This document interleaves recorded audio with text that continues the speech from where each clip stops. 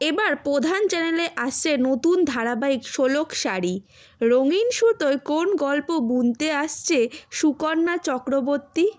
কোন চ্যানেলে নতুন এই ধারাবাহিকটি আসছে এবং কখন আসতে চলেছে সেটাই আজকে আমি আপনাদের এই ভিডিওতে জানাবো। তো চলো বেশি দেরি না করে আজকের ভিডিওটা শুরু করা যাক।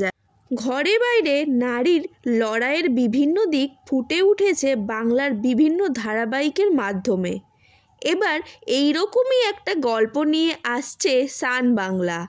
কিছুদিন আগেই জানা গিয়েছিল চ্যানেলে আসছে ব্লুজ প্রোডাকশনের নতুন ধারাবাহিক শোলক শাড়ি। সামনে এসেছে ধারাবাহিকের প্রোমো। সেখানে দেখা যাচ্ছে রঙিন সুতোয় শাড়ি বুনছে একটি মফস্বলের মেয়ে। তারপর সাইকেলে করে সেই শাড়ি নিয়ে বিক্রি করতে যায় সে।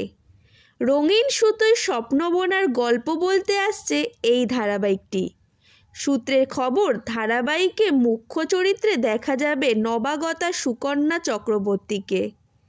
অভিনয় জগতে প্রথম কাজ হলেও মডেলিং দুনিয়ায় পরিচিত মুখ সুকন্যা। টলিপাড়ার অন্দরের খবর, গল্পে ফুটে উঠবে দুই বোনের কাহিনী। এক বোনের চরিত্রে থাকছেন সুকন্যা।